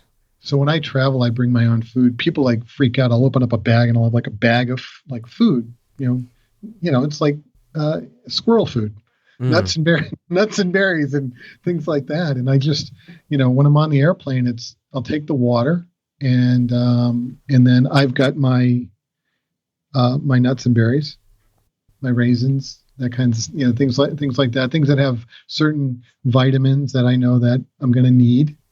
And then I just don't overeat, eating on airplanes, eating at airports, eating that stuff. It's not going to be great. Drinking lots of coffee, all that kind of stuff. It's like, try and stay away from it. If you can opt for, staying with water, and not like sparkling water, but just like flat water. It's like all that stuff is really important to remember, and you got to like train yourself, because we're creatures of habit, and our body is going to ask for like, give me sugar, give me salt, give me. Well, if you've been giving it sugar and salt, then it's going to want sugar and salt, and if you're giving it something else, then it's going to ask for something else. Yeah. So, and then, but that's what I've learned. I'll pack food, and then, folks I'm traveling with are like, where did you get that? They don't sell that here. It's like, no, I brought it with me. And like, so half my suitcase is my food and the other half is my clothes. Wow. That's smart. That's how I'll pack. So, and then you supplement that with whatever country you're landing in, you'll get sort of base like veggies or whatever grains, and then cook it up from there. Exactly. Yeah. I mean, cool. It's like eating light has been a thing I constantly strive to do. So when you say eating light, do you mean quantity, like time between feeding? What are you talking about? No, I'm like the 3 meal a day kind of person. Mm-hmm. I haven't been able to get to the grazing thing, but it's like what I choose to eat. It's like instead of going for that heavier meal, I'll look for the lighter thing, like a salad or something definitely with veggies, noodles, fish. So, have you ever tried putting your body in ketosis? No. I have not done that. I've not tried to do that. Yeah. That would be probably that would be a project. Indeed. A project. The thing is, I like to cook. So when I'm home, I love cooking. And so when that's like, that would totally limit what I could do. Yeah. No pasta dishes for sure. Sorry.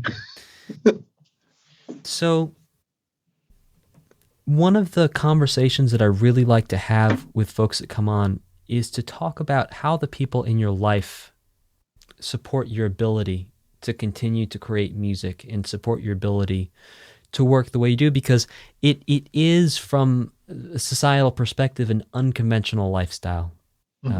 Whether you're working as a musician or I guess, we could compare the lifestyle you're leading with the traveling to sort of a busy businessman who's got to run all over the place. But it's still, by and large, I don't think the majority of the population is living that way. No, I don't think so. So what does it look like? What does your support system look like?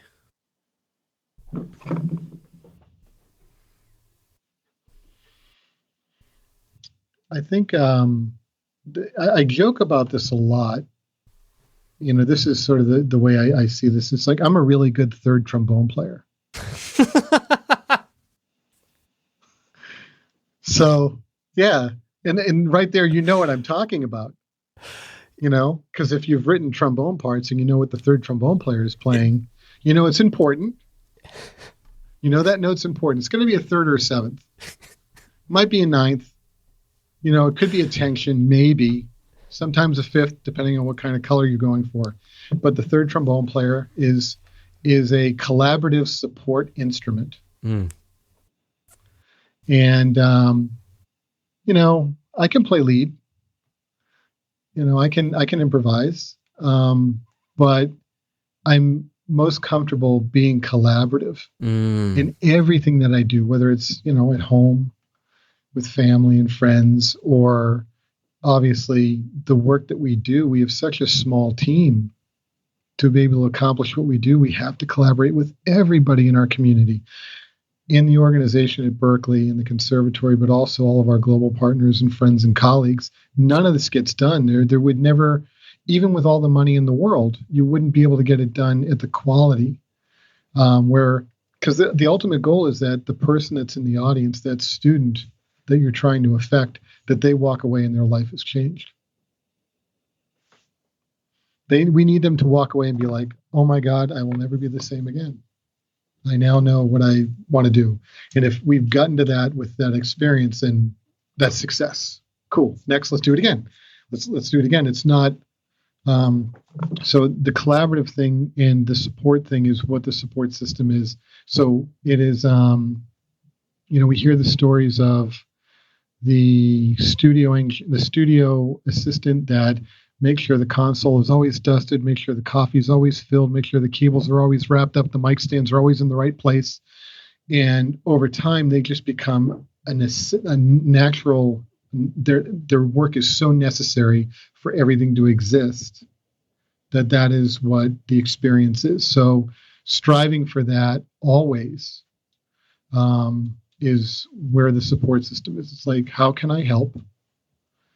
In making sure that it's done in balance with, the threshold of like, I'm reaching my max here. I can't really go beyond that, but finding the balance and always being collaborative and everything. we're doing through conversation. Even with this online playing thing that Ray and I are doing, it's, he's done the vast majority of the tech heavy lifting, but the collaborative experience of like testing and problem solving and all of that, you need a group of people to do that. You need to bounce ideas off of each other and be open to people's what they're bringing to the situation as an opportunity or the cautions that they bring. So throughout your life, it's just doing that. If you can do that, you're going to be maybe a little bit better for it over time. So what you're talking about doing is finding a balance. And this is something you mentioned even at the very beginning of this conversation, is not just a balance between co-collaborators on a project, but finding balance between work and life, finding balance within life, finding balance within work. And once you start getting to that place where you're feeling maxed out, you bring in other people and you say, listen, I need help. And having those dialogues. Hi, puppy. For our audio listeners, you are missing just the cutest dog. This is Holly. She's our new rescue. Oh, hi, Holly. So this is balance. Indeed. So Holly and Enzo. Enzo is right down here. And so Enzo's on the floor right behind me. He's sleeping. And so, after we hang today, we'll go out and walk through the woods. Yeah. That's balance. Indeed. And just kind of your body needs it. Your brain needs it. Oh, you're giving kisses now. Oh, she's so sweet. She's adorable, man. She's hilarious too. But that's the balance. It's why are we here? We're here to live, to experience the world, enjoy ourselves, and enjoy each other. And we get to do it through music. So I think you've already answered this question by the last question. But do you define yourself as a musician, a human who plays music, or something else? Oh, God.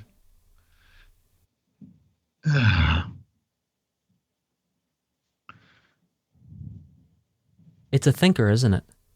It's interesting because there are people that I really admire, and I read about them, and they talk about their humanity first. Mm-hmm.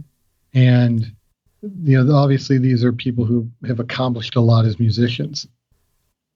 And so I think I'm at that phase maybe where it toggles. When I'm in the throes of being creative musically, then I'm definitely a musician first, but then that phase ebbs and I flow into just a human who plays music. Yeah. So, and I think, but I'll tell you, I think through the work that I do, especially with students, it is advocacy. So it's being the advocate. It's helping them to learn, helping them to problem solve, helping them to advance, in where they want to go. So I guess maybe that's the person side, the human side. Though it's helping them with music. My work is mainly in that place of creative advocacy, because the success of a colleague or a student is success for me. Indeed. Yeah. This is going back to what we were talking about before of the champion. See, I'm not at this point. That word is dead to me now. That's it. That's it. I'm done. Cheerleading for other people. And just celebrating the success of others. And it's like success breeds success. Yep. And like you said, also opening doors.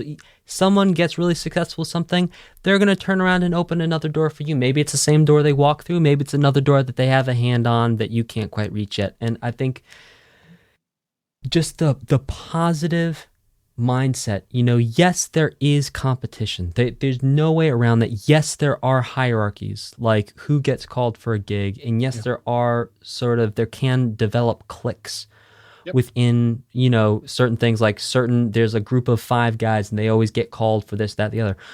Fine. But that's their success. Work on your own success and then help other people, So one of the things you have to learn is to create the opportunity. Yeah. Don't always be expecting to receive the opportunity. And that's a really tough one, because that's, once you cross that threshold of creating the first opportunity and bringing people into your experience, then it will become reciprocal. Indeed. Like, I create a podcast. Through this podcast, I get Chris Opperman on. I got Chris Opperman on because he was an awesome teacher. And then through Chris Opperman, I hear you play on the record. You start sharing my podcast. Yeah. I start talking to you. We jam together. Now you're here. And it's just like the opportunity. Yeah, exactly. It's just one thing leads to the next, leads to the next, leads to the next. And just be a good person and be kind to people. And everything's going to be okay. Yeah, be a positive catalyst. If you're a negative catalyst, and then you will receive negativity. Ain't that the truth? So, I don't want that. I want to help people out, and just have fun playing music. I'm just looking for the next fun musical opportunity, and yeah, it'll be, that's what a great thing to wake up to. So speaking of musical opportunities and playing music, when you are traveling and sort of life is at normal, so you're on an airplane once every 2 weeks, do you bring like a P-bone, a plastic trombone with you, or you're not in practice zone when you're traveling? I'm always practicing. Okay. I'm always bringing, I'm always bringing my horn, unless we're going to do something where I need to play guitar. Sometimes if we're doing auditions, it's weird, people would rather have a guitarist playing than a trombonist. But, I'm always bringing my horn because usually every place we're going to play. And so I get to the hotel room and I practice in the hotel room. And then we're going to, it's keeping that it's not an instrument you can put down and expect that it's going to work, if you don't play for a week or 2 weeks. Because you lose the embouchure? Everything, the air. It's really air. It's like getting the air. It's the all of the whole ecosystem. Physique. Yeah. It's your ear of how your body hears the partials and the overtones, and all of that is especially to play with a consistent level of accuracy. So yeah, and I love it. For me, it's like even if we might only play for an hour someplace, it's still worth it. It's still worth it to just get together and do a jam session or put together a concert where people just show up and are like, what do you want to play? I don't know. We'll do like 3 tunes. Here we go. Bam. And just add water. It's music, and you can go anywhere on the planet and you can sit in and play music with people. So with practicing, is there a time or times of day that you prefer to practice? Normally for me, it's morning, like early morning. In the office at Berklee, it's like 7. I'll get there. Ray and I typically get there around 7:30, play until about 9, a little after 9, and then we kind of open the shop.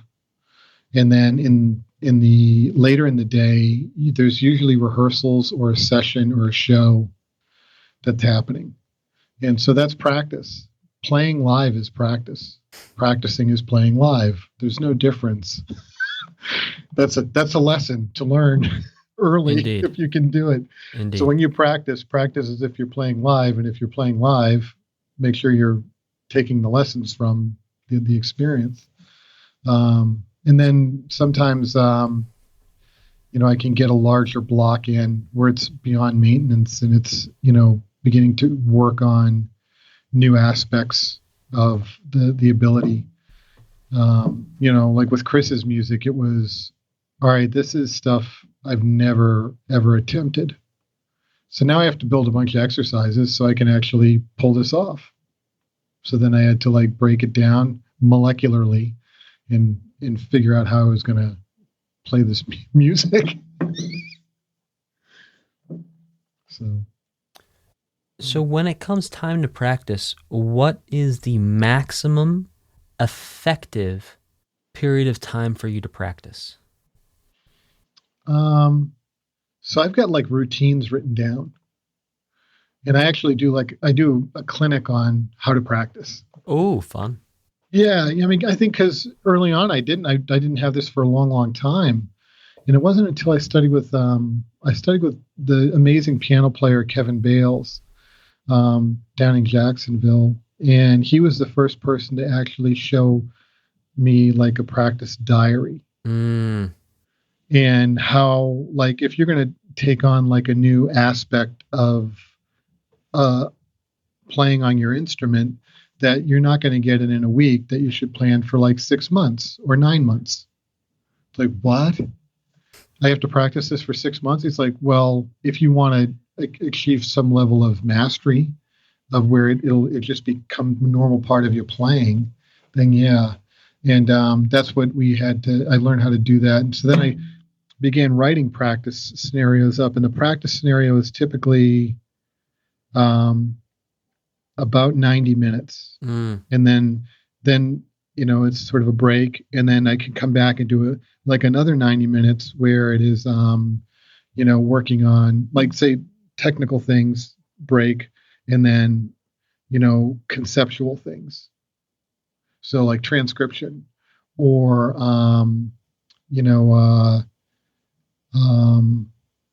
working in a new, like on trombone, one of the really, really hard things to do is to play triads that are open voiced. So a closed voice triad is a triad that is smaller than an octave.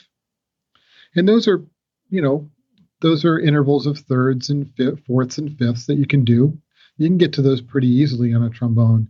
But as soon as you start getting those larger intervals where you're going to play the note C. Well, let's assign a value to it. So let's say C2. So yeah, C2, and then G above that, and then E. That's harder. Right. So you're playing C2, G2, and then E3. E3. Right. Yeah. And to get that, accurate, and that's just a major triad. So then you got to do all your major triads, minor triads, diminished, augmented, and then you want to try and work in, flip those intervals around. Oh yeah, the number of permutations is mind-numbing. Yeah. So then, studying with somebody like Hal Crook, he'll write out every permutation and practice it. The rule is that there are two rules. One is you cannot improvise or play beyond the knowledge of your knowledge of harmony. If you don't understand it harmonically, then you can't play it effectively. You can't use it. And then you cannot play beyond what you've actually practiced. If you've never practiced it before, then you're not going to be able to pull it off with any level of consistency. So then if those are the two rules that you start with, then, well, I need to understand it harmonically. And that means maybe playing it on the piano, or if you're like me, and I could play it on guitar as well, or and then applying it technically to the instrument. And so then you begin, it's like, okay, I don't actually need a book. I can write all these exercises out myself, or just like build them in my head and begin extrapolating and exercising my brain as well as my ability musically. So you actually already answered my next question, which is going to be, how do you segment your practice time? So that was awesome. Talk about two birds with one stone. Yeah, I mean, for I think any instrument, but mainly for wind players, you've got to stretch and breathe first. You have to stretch and breathe. Like, I'm sitting in a chair, and like I have a standing desk, so it's great. I can stand all day, which is great for my rib cage and my breathing. But if I've been sitting and I suddenly pick up my horn to play, my quality of everything, tone, air, breath support, is going to be at about 30%. So 40%. Let's imagine a hypothetical situation where you've got to jump in a car for 45 minutes to drive to a gig where you're then going to be sitting down in a chair. Mm-hmm. Are you going to make sure you arrive 10 minutes early so when you get out of your car you can stretch a little bit and loosen up? And then I'll probably be sitting in the car with my mouthpiece, doing a buzzing exercise, maybe circle breathing, so I can exercise my diaphragm and get all that happening. So that when I do arrive and I do only have that 10 minutes before the gig to kind of like get a couple of things happening, then I am ready. So yeah, you're absolutely right. Yeah, if you arrive at the gig on time, you're late, by the way. That was another thing I learned. You know, hey, the downbeat's at 10 o'clock. Don't arrive at 10 o'clock. No. The downbeat is at 10 o'clock. Yeah, for any music students out there who have someone tell them to be somewhere at a certain time to play music, show up, I don't know, to be on the safe side, half hour to 45 minutes early your first time, just so you can scope it out. You find the place where you're supposed to go, you get set up, then you can relax.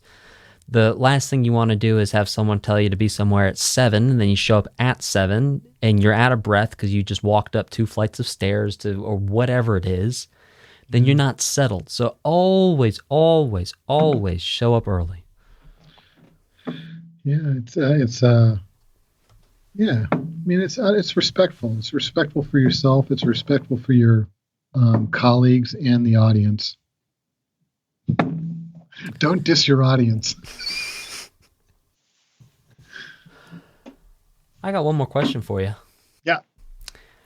Have you ever experienced performance anxiety to a degree where it's impacted or threatened to impact your performance?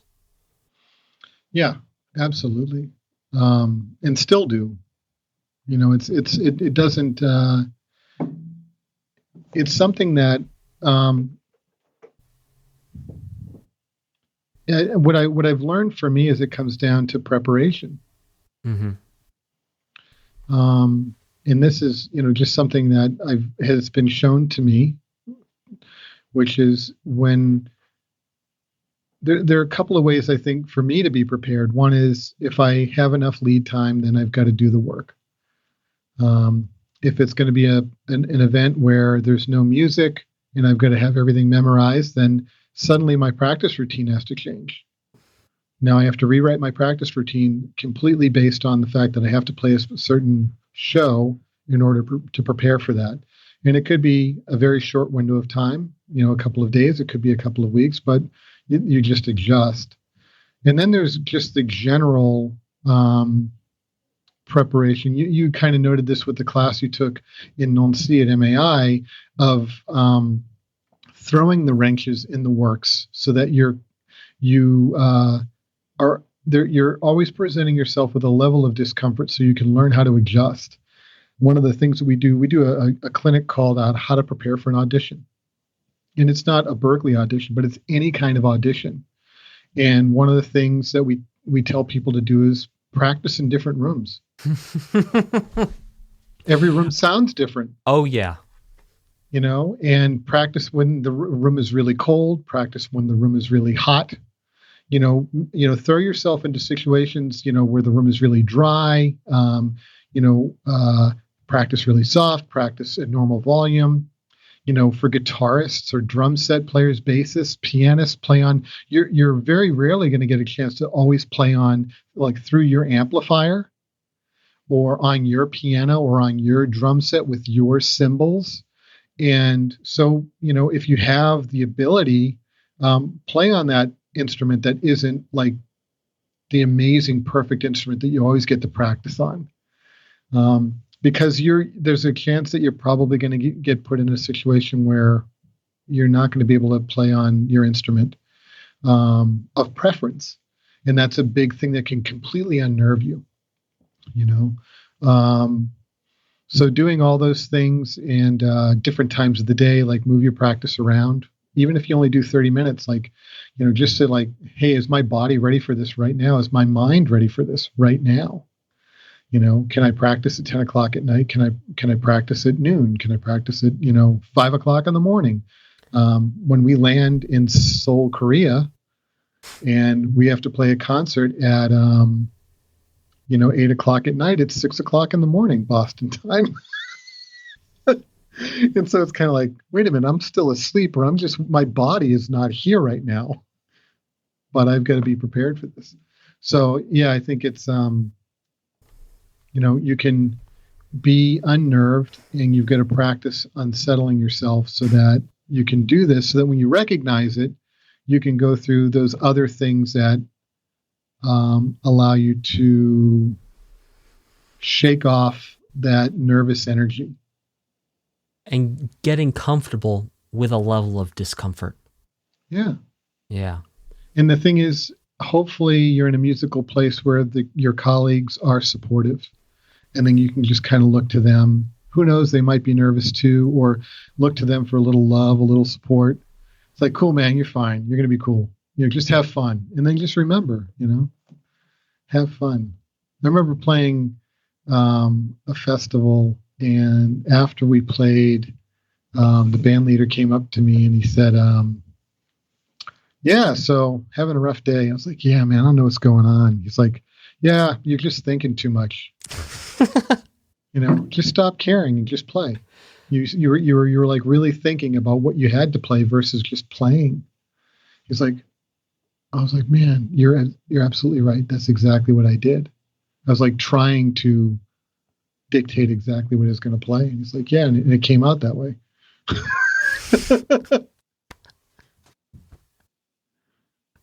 Just let it flow. Go with it.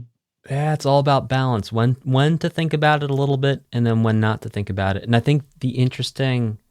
Oh, by the way, we're past 2 hours. Are you okay to go for a couple more minutes? Yeah, of course. Sweet. So I think even the fact we call it playing music. Think about a little kid in a sandbox. They're like got dinosaurs, or they got things, and they're making things, and they're not like planning out some grand scheme of how to take over and monopolize all the sandboxes within their municipal district, and then slowly over time ratchet up the price and create a false bubble around the prices per hour of children playing in sandboxes. Exactly. They're just playing in the sandbox. Yeah. And the fact that we call it playing music, I think it's always important to just revisit that word. Just to play, just have fun. Yeah, I think, in your research and you think of whether it's, the tradition, the indigenous traditions and the uses of music for those indigenous traditions and how they supported, the celebrations and the memorials and all the rituals, the functions of that music. It was to help those things, to make them more lively, all the way to, Chopin or Mozart playing in a salon to, John Baptiste playing on the Stephen Colbert Show. It's like they're just having fun and doing it in a way that they're able to showcase the best of their humanity through their music. Well, we started with talking about humanity and music. In the middle, we talked about humanity and music. And Jason, gosh darn it, if we haven't come around full circle at the end talking about humanity and music. Ladies and gentlemen, Jason Camelio, you can find him at jasoncamelio.com. Again, that's Camelio. Contact him for consulting on your Jamulus and playing in near real-time needs. Info at jasoncamelio.com. Social media handles, Jason Camelio for Facebook, Instagram, and Twitter. Berklee, that's Berklee Global for Facebook, Instagram, and Twitter. And Berklee Espanol with 3 E's for Facebook, Instagram, and Twitter. Jason, thanks so much for coming on.